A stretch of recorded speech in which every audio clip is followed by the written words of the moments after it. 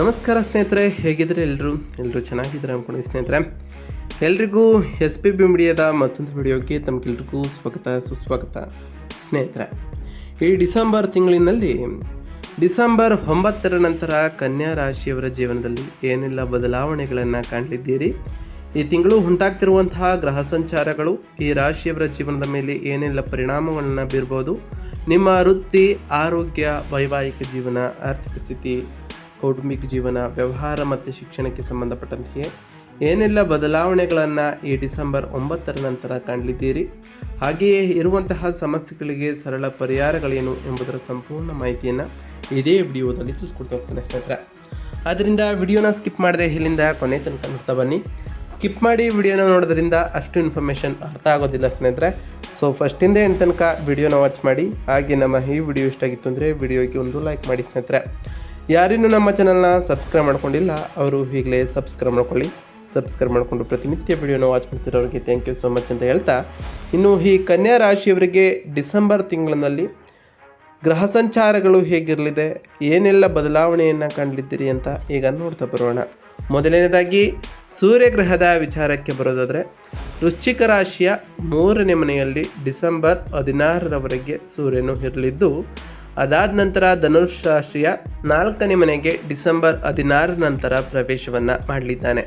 ಇನ್ನು ಬುಧ ಗ್ರಹದ ವಿಚಾರಕ್ಕೆ ಬರೋದಾದರೆ, ವೃಶ್ಚಿಕ ರಾಶಿಯ 3ನೇ ಮನೆಯಿಂದ ಧನುರ್ ರಾಶಿಯ 4ನೇ ಮನೆಗೆ ಡಿಸೆಂಬರ್ 29ರಂದು ಬುಧನು ಸಂಚಾರವನ್ನು ಮಾಡ್ತಾ ಬಂದರೆ, ಶುಕ್ರನು ವೃಶ್ಚಿಕ ರಾಶಿಯ 3ನೇ ಮನೆಯಿಂದ ಧನುಷ್ ರಾಶಿಯ 4ನೇ ಮನೆಗೆ ಡಿಸೆಂಬರ್ 20ರಂದು ರಾಶಿ ಬದಲಾವಣೆಯನ್ನು ಮಾಡಿದ್ರೆ, ಮಂಗಳ ವೃಶ್ಚಿಕ ರಾಶಿಯ 3ನೇ ಮನೆಯಿಂದ ಧನುಷ್ ರಾಶಿಯ 4ನೇ ಮನೆಗೆ ಡಿಸೆಂಬರ್ 7ರಂದು ಪ್ರವೇಶವನ್ನು ಮಾಡಲಿದ್ದಾನೆ ಸ್ನೇಹಿತರೆ. ಇನ್ನು ಗುರುಗ್ರಹದ ವಿಚಾರಕ್ಕೆ ಬರೋದಾದರೆ, ಕಟಕ ರಾಶಿಯ 11ನೇ ಮನೆಯಿಂದ ಮಿಥುನ ರಾಶಿಯ 12ನೇ ಮನೆಗೆ ಡಿಸೆಂಬರ್ 5ರಂದು ಆಲ್ರೆಡಿ ಪ್ರವೇಶವನ್ನು ಮಾಡಿರೋ ಕಾರಣ ಸಾಕಷ್ಟು ಬದಲಾವಣೆಗಳನ್ನು ಈ ಗುರು ಸಂಚಾರದಿಂದ ನಿಮ್ಮ ಜೀವನದ ಮೇಲೆ ಕಾಣ್ತಾ ಬರ್ತೀರಿ. ಇನ್ನು ಶನಿಗ್ರಹದ ವಿಚಾರಕ್ಕೆ ಬರೋದಾದರೆ, ಮೀನ ರಾಶಿಯ 7ನೇ ಮನೆಯಲ್ಲಿ ಈ ಡಿಸೆಂಬರ್ ತಿಂಗಳಿಡೀ ಪೂರ್ತಿ ಇರಲಿದ್ದು ಸಾಕಷ್ಟು ಬದಲಾವಣೆಗಳನ್ನು ಕೂಡ ಈ ಬದಲಾವಣೆಯಿಂದಲೂ ಕೂಡ ಕಾಣ್ತಾ ಬರ್ತೀರಿ. ರಾಹು ಕುಂಭರಾಶಿಯ 6ನೇ ಮನೆಯಲ್ಲಿ ಇದ್ದರೆ, ಕೇತು ಸಿಂಹ ರಾಶಿಯ 12ನೇ ಮನೆಯಲ್ಲಿ ಈ ತಿಂಗಳು ಒಟ್ಟಾರೆ ಇರಲಿದ್ದು, ಕನ್ಯಾ ರಾಶಿಯವರಿಗೆ ಈ ಡಿಸೆಂಬರ್ ತಿಂಗಳು ವೃತ್ತಿ ಜೀವನದ ದೃಷ್ಟಿಯಿಂದ ಬಹಳ ನಿರ್ಣಾಯಕವಾದಂತಹ ತಿಂಗಳಾಗಿರಲಿದೆ. ಡಿಸೆಂಬರ್ 5ರಂದು 10ನೇ ಮನೆಗೆ ಕರ್ಮ ಉದ್ಯೋಗ ಸ್ಥಾನ ಬದಲಾವಣೆಯಾಗುವುದು ನಿಮ್ಮ ಉದ್ಯೋಗ ಜೀವನದಲ್ಲಿ ದೊಡ್ಡ ಬದಲಾವಣೆಗಳನ್ನು ಸೂಚಿಸಲಿದೆ. ಇದು ಹೆಚ್ಚುವರಿ ಜವಾಬ್ದಾರಿಗಳನ್ನು ಹೆಚ್ಚಿಸುವುದಲ್ಲದೆ ಅದಕ್ಕೆ ತಕ್ಕಂತಹ ಮನ್ನಣೆಯನ್ನು ಕೂಡ ಈ ರಾಶಿಯವರಿಗೆ ತಂದುಕೊಡ್ತಾ ಹೋಗ್ತದೆ. ಈ ತಿಂಗಳ ಮೊದಲನೇ ವಾರದಲ್ಲಿ 3ನೇ ಮನೆಯಲ್ಲಿ ಗ್ರಹಗಳ ಸಂಚಾರದಿಂದ ನಿಮ್ಮಲ್ಲಿ ಆತ್ಮವಿಶ್ವಾಸ ಮತ್ತು ಧೈರ್ಯವೂ ಕೂಡ ಹೆಚ್ಚಾಗಿರ್ತದೆ. ಆದರೆ ಈ 2ನೇ ವಾರದಲ್ಲಿ 4ನೇ ಮನೆಯಲ್ಲಿ ಕುಜ, ರವಿ, ಶುಕ್ರರು ಸೇರೋ ಕಾರಣ ಕೆಲಸದ ಒತ್ತಡವು ಮನೆಯ ವಾತಾವರಣದ ಮೇಲೆ ಬೀರದಂತೆ ಈ ರಾಶಿಯವರು ಜಾಗರೂಕತೆಯಿಂದ ನೋಡ್ಕೊಳ್ಬೇಕಾಗಿರ್ತದೆ ಸ್ನೇಹಿತರೆ. ಇನ್ನು ವೃತ್ತಿ ಮತ್ತು ಉದ್ಯೋಗದ ವಿಚಾರಕ್ಕೆ ಬರೋದಾದರೆ, ಡಿಸೆಂಬರ್ 9ರ ನಂತರ ಉದ್ಯೋಗಿಗಳಿಗೆ ಮಿಶ್ರ ಫಲಿತಾಂಶಗಳು ಮತ್ತು ಹೊಸ ಅವಕಾಶಗಳು ಕೂಡ ಲಭ್ಯವಾಗ್ತಾ ಹೋಗ್ತವೆ.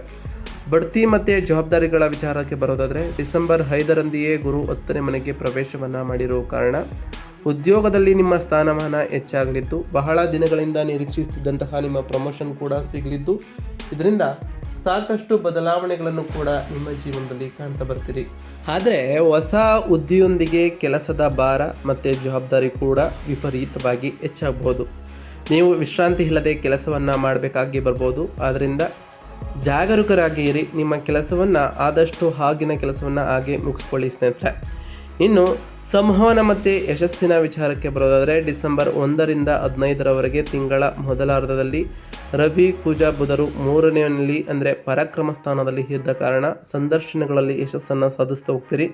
ನಿಮ್ಮ ಮಾತುಗಾರಿಕೆ ಮತ್ತು ಪ್ರೆಸೆಂಟೇಷನ್ ಕೌಶಲ್ಯಗಳು ಮೇಲಾಧಿಕಾರಿಗಳನ್ನು ಆಕರ್ಷಿಸುತ್ತದೆ. ಇದರಿಂದ ನಿಮ್ಮ ಇಂಟರ್ವ್ಯೂಗಳು ಕೂಡ ಪಾಸ್ ಆಗಲಿದ್ದು, ಮಾರ್ಕೆಟಿಂಗ್, ಸೇಲ್ಸ್ ಮತ್ತು ಮಾಧ್ಯಮ ರಂಗದಲ್ಲಿ ಇರುವವರಿಗೆ ಅದ್ಭುತವಾದಂತಹ ಸಮಯವಾಗಿರ್ತದೆ ಸ್ನೇಹಿತರೆ. ಈ ಟೈಮ್ನಲ್ಲಿ ಇರುವಂತಹ ಸವಾಲುಗಳು ಮತ್ತು ರಾಜಕೀಯದಲ್ಲಿ ಇರುವಂತಹ ಸಮಸ್ಯೆಗಳು ಏನು ಅಂತ ನೋಡ್ತಾ ಬರೋದಾದರೆ, 6ನೇ ಮನೆಯಲ್ಲಿ ರಾಹು ಇರುವುದರಿಂದ ಕಚೇರಿಯಲ್ಲಿನ ಶತ್ರುಗಳ ಮೇಲೆ ನೀವು ಜಯವನ್ನು ಸಾಧಿಸ್ತಾ ಹೋಗ್ತೀರಿ.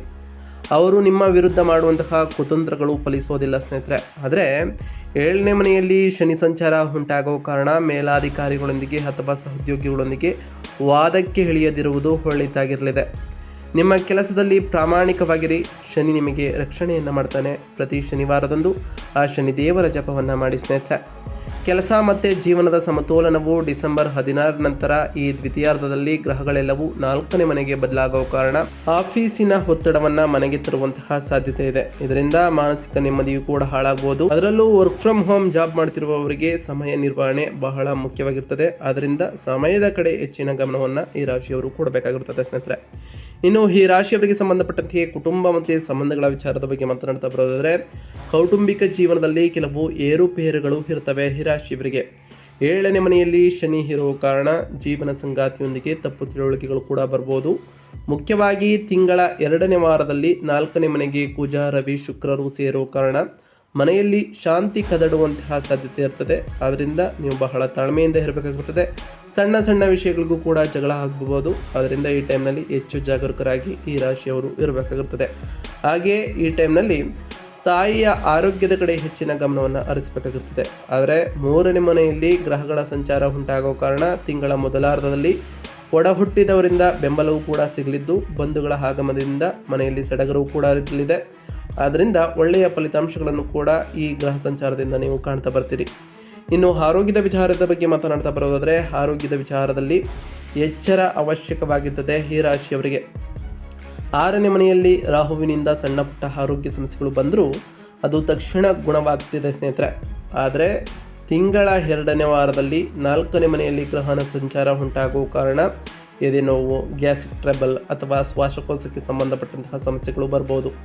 ಮಾನಸಿಕ ಒತ್ತಡದಿಂದ ನಿದ್ರಾಹೀನತೆಯು ಕೂಡ ನಿಮ್ಮನ್ನು ಕಾಡ್ಬೋದು. ಆದಷ್ಟು ವಿಶ್ರಾಂತಿಯನ್ನು ತೆಗೆದುಕೊಳ್ಳಿ. ಯೋಗ ಅಥವಾ ಪ್ರಾಣಾಯಾಮ ಮಾಡೋದ್ರಿಂದ ಇದಕ್ಕೆಲ್ಲ ಪರಿಹಾರ ಸಿಕ್ತೋಗ್ತದೆ. ಹಾಗೆ ನಿಮ್ಮ ದೈನಂದಿನ ಜೀವನದಲ್ಲಿ ದೈಹಿಕ ಶಕ್ತಿಗಾಗಿ ಮತ್ತು ಮಾನಸಿಕ ಶಕ್ತಿಯಾಗಿ ಯೋಗ ಮತ್ತು ಧ್ಯಾನ ಪ್ರಮುಖವಾಗಿರ್ತದೆ. ಆದ್ದರಿಂದ ಇವೆರಡನ್ನು ತಪ್ಪದೇ ಪಾಲಿಸ್ತಾ ಬನ್ನಿ.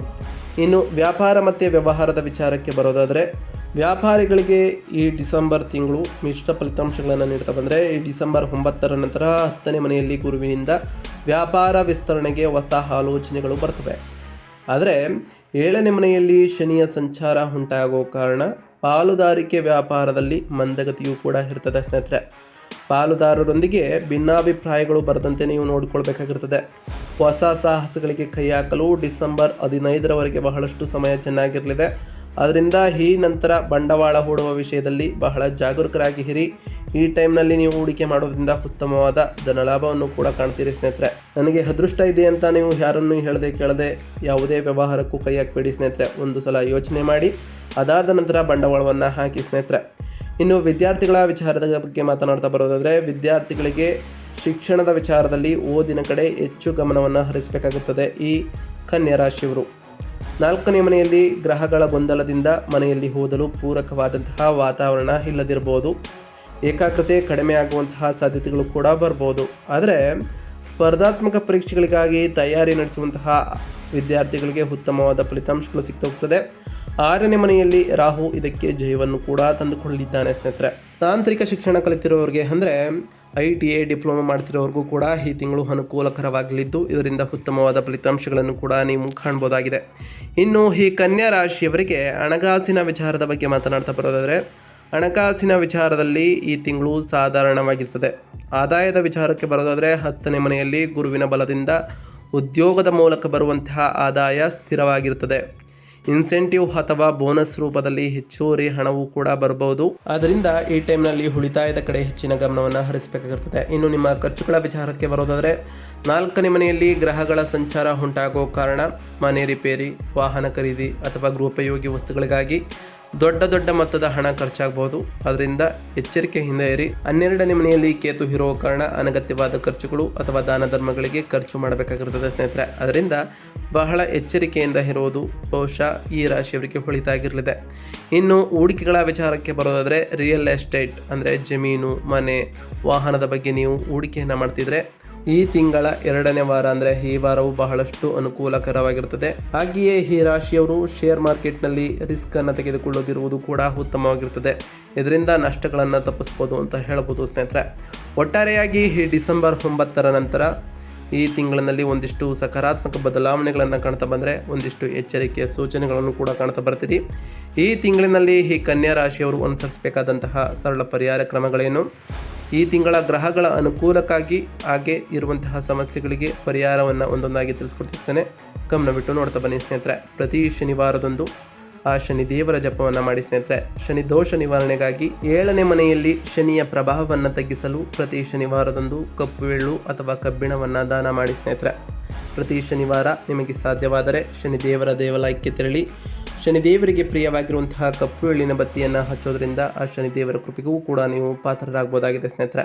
ಇನ್ನು ಗುರುಗ್ರಹದ ವಿಚಾರಕ್ಕೆ ಬರೋದಾದರೆ 10ನೇ ಮನೆಯಲ್ಲಿ ಗುರು ಇರೋ ಕಾರಣ 10ನೇ ಮನೆಯ ಗುರುವಿನಿಂದ ಉಂಟಾಗ್ತಿರುವಂತಹ ಕೆಲಸದ ಒತ್ತಡ ಕಡಿಮೆಯಾಗಲು ಪ್ರತಿ ಗುರುವಾರದಂದು ದತ್ತಾತ್ರೇಯ ಸ್ವಾಮಿಯನ್ನು ಆರಾಧಿಸಿ ಅಥವಾ ಗುರು ರಾಘವೇಂದ್ರ ಸ್ವಾಮಿ ಅವರನ್ನು ಪೂಜಿಸಿ ಸ್ನೇಹಿತರೆ. ಪ್ರತಿ ಗುರುವಾರದಂದು ಗುರುಗಳು ಮತ್ತು ಹಿರಿಯರ ಆಶೀರ್ವಾದವನ್ನು ಪಡೆದುಕೊಳ್ಳಿ. ನಿಮ್ಮ ಕೈಲಾದಷ್ಟು ಬಡವರಿಗೆ ದಾನವನ್ನು ಮಾಡಿ ಸ್ನೇಹಿತರೆ. ಪ್ರತಿ ಗುರುವಾರ ಓಂ ಬೃಹಸ್ಪತಾಯ ನಮಃ ಎಂಬ ಮಂತ್ರವನ್ನು ಜಪಿಸಿ ಸ್ನೇಹಿತರೆ.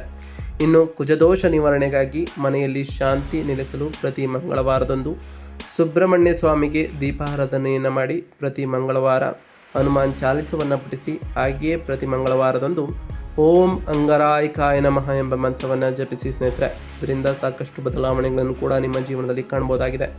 ಇನ್ನು ನಿಮ್ಮ ಮಾನಸಿಕ ನೆಮ್ಮದಿ ಮತ್ತು ವೃತ್ತಿಯಲ್ಲಿ ಯಶಸ್ಸಿಗಾಗಿ ಪ್ರತಿ ಬುಧವಾರ ವಿಷ್ಣು ಸಹಸ್ರನಾಮವನ್ನು ಪಠಿಸಿ. ಇದರಿಂದ ಸಾಕಷ್ಟು ಬದಲಾವಣೆಗಳನ್ನು ನಿಮ್ಮ ಜೀವನದಲ್ಲಿ ಕಾಣ್ತಾ ಬರ್ತೀರಿ. ನೀವು ಅಂದುಕೊಂಡಿರುವಂತಹ ಕಾರ್ಯಗಳು ಕೂಡ ಯಾವುದೇ ಅಡೆತಡೆ ಇಲ್ಲದೆ ನೆರವೇರ್ತಾ ಬರ್ತದೆ ಸ್ನೇಹಿತರೆ. ಹಾಗೆಯೇ ಪ್ರತಿ ಶುಕ್ರವಾರದಂದು ತಾಯಿ ಜಗನ್ಮಾತೆಯಾದಂತಹ ಲಕ್ಷ್ಮೀ ದೇವಿಗೆ ಪೂಜೆಯನ್ನು ಸಲ್ಲಿಸಿ. ಲಕ್ಷ್ಮೀ ದೇವಿಗೆ ಪ್ರಿಯವಾಗಿರುವಂತಹ ಬಿಳಿ ಹೂಗಳನ್ನು ಅರ್ಪಿಸಿ ಪೂಜೆಯನ್ನು ಸಲ್ಲಿಸುವುದರ ಜೊತೆಗೆ ಆ ದಿನ ಬಹಳ ಸ್ವಚ್ಛತೆಯನ್ನು ಕಾಪಾಡಿಕೊಂಡು ನೀವು ಪೂಜೆಯನ್ನು ಮಾಡಿದ್ದೇ ಆದರೆ ನಿಮ್ಮ ಜೀವನದಲ್ಲಿ ಸಾಕಷ್ಟು ಬದಲಾವಣೆಗಳನ್ನು ಕಾಣುವುದರ ಜೊತೆಗೆ ನಿಮ್ಮ ಮನೆಯಲ್ಲಿ ಸುಖ ಸಮೃದ್ಧಿಯ ಜೊತೆಗೆ ಸಂಪತ್ತು ಕೂಡ ಹೆಚ್ಚಾಗಲಿದೆ ಸ್ನೇಹಿತರೆ. ನಾವು ಈಗ ತಿಳಿಸ್ಕೊಟ್ಟಿರುವಂತಹ ಎಲ್ಲ ಸರಳ ಪರಿಹಾರಗಳನ್ನು ಈ ರಾಶಿಯವರು ಮಾಡಿದ್ದೇ ಆದರೆ ನಿಮ್ಮ ಜೀವನದಲ್ಲಿ ಸಾಕಷ್ಟು ಬದಲಾವಣೆಗಳನ್ನು ಕಾಣ್ತಾ ಬರ್ತೀರಿ. ನೀವು ಹೊಂದಿಕೊಂಡಿರುವಂತಹ ಕಾರ್ಯಗಳು ಕೂಡ ಯಾವುದೇ ಅಡೆತಡೆ ಇಲ್ಲದೆ ನೆರವೇರ್ತಾ ಬರ್ತದೆ ಸ್ನೇಹಿತರೆ. ಇದಾಗಿತ್ತು ಇವತ್ತಿನ ಒಂದು ವಿಡಿಯೋ ಸ್ನೇಹಿತರೆ. ವಿಡಿಯೋ ಇಷ್ಟ ಆಗಿತ್ತು ಅಂದರೆ ವಿಡಿಯೋಗೆ ಒಂದು ಲೈಕ್ ಮಾಡಿ. ಯಾರೇನೂ ನಮ್ಮ ಚಾನಲ್ನ ಸಬ್ಸ್ಕ್ರೈಬ್ ಮಾಡ್ಕೊಂಡಿಲ್ಲ ಅವರು ಈಗಲೇ ಸಬ್ಸ್ಕ್ರೈಬ್ ಮಾಡ್ಕೊಳ್ಳಿ.